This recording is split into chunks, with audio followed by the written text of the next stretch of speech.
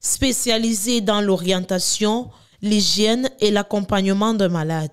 Voilà donc, entre autres, les différentes tâches auxquelles s'attellent les aides-soignants au sein des formations hospitalières. Célébrée le 26 novembre de chaque année, la Journée internationale des aides-soignants est l'occasion de redéfinir les missions de ce corps de métier.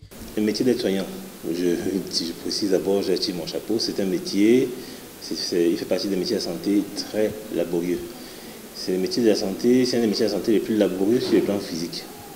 Le rôle est beaucoup plus physique que le rôle des autres personnes de santé. L'aide-soignant aide aux soins, c'est-à-dire il ne prodigue pas de soins, mais il aide aux soins. Le médecin prescrit des soins, l'infirmier applique ses soins et l'aide-soignant aide pour ses soins. Méconnu du grand public, l'apport des aides-soignants dans le dispositif du suivi médical est d'une grande importance, bien qu'il se pose un problème de communication. D'ailleurs, ce n'est pas seulement l'aide-soignant, même l'infirmier a ce problème. D'ailleurs, même parfois, certains médecins ont ce problème. Parce qu'une personne vient à l'hôpital pour rencontrer, par exemple, un chirurgien, un cardiologue, un gynécologue, et se retrouve face à un médecin généraliste, parfois il y a un problème. En fait, toutes les sphères ont ce problème-là. Tout ce qu'il faut savoir, c'est savoir se présenter à la personne. Bonjour, docteur tel, chirurgien. Bonjour, docteur tel, médecin généraliste. Bonjour, monsieur tel, infirmier du bon d'État. Bonjour, monsieur tel, aide-soignant. Mon rôle, vous lui dites exactement ce que vous voulez, vous posez des questions qui sied à votre profession pour pouvoir l'orienter vers la bonne personne. Voilà qui est désormais clair, à chacun ses missions pour le bon suivi des malades. «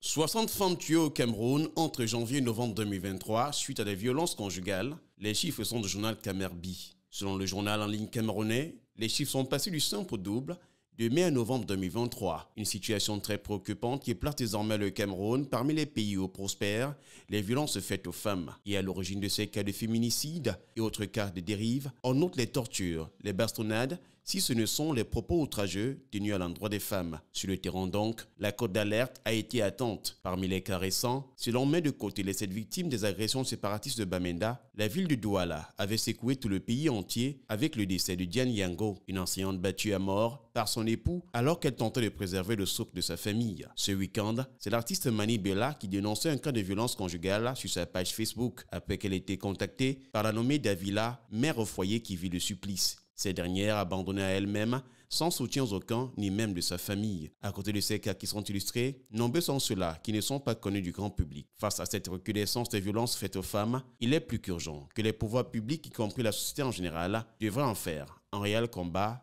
une préoccupation majeure.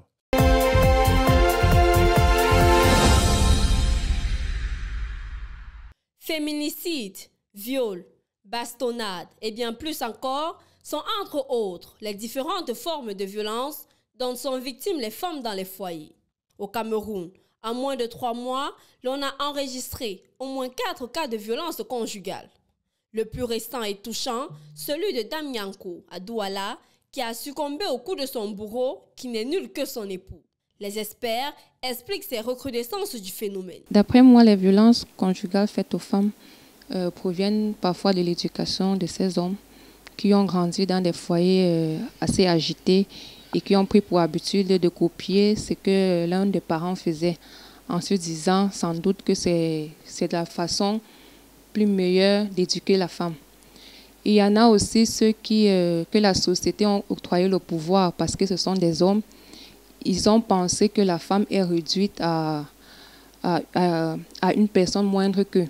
Donc du coup, ils jettent un regard assez méprisant envers la femme. L'éducation et l'environnement sont alors pointés du doigt par ce phénomène qui gangrène la vie sociale de plusieurs femmes.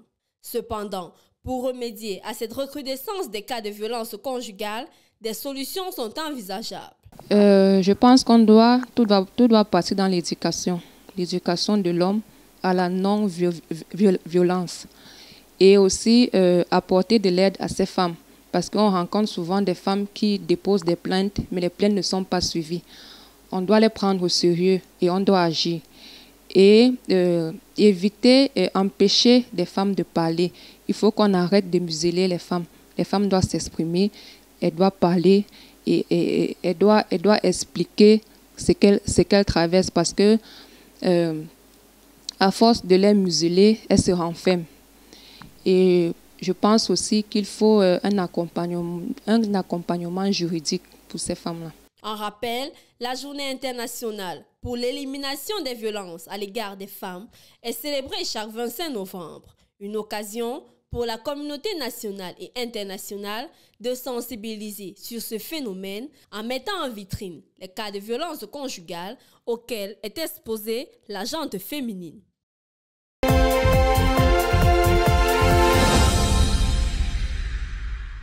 Je pense qu'on doit conseiller les hommes aussi. Parce que je vois déjà partout, il y a les coachs dans le commerce, dans beaucoup de domaines. Mais il va falloir qu'on mette un accent sur le conseil des hommes. Parce que sans ça, bon, peut-être avec ça, ça peut aussi aller. Mais je mets toujours l'accent sur les conseils. Il faut qu'on commence à conseiller les hommes par rapport à cette violence-là. Les violences conjugales, dès le départ, elles ne sont pas bonnes. Elles ne sont pas bonnes. Bon, s'il y a une entente dans un foyer, je pense qu'il ne peut pas avoir violence.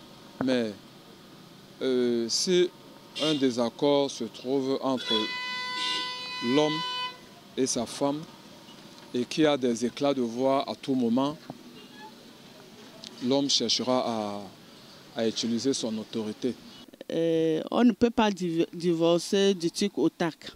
Quand l'homme commence à faire violence, il faut l'amener à parler, à comprendre, chercher à savoir si ce que vous faites ne lui plaît pas.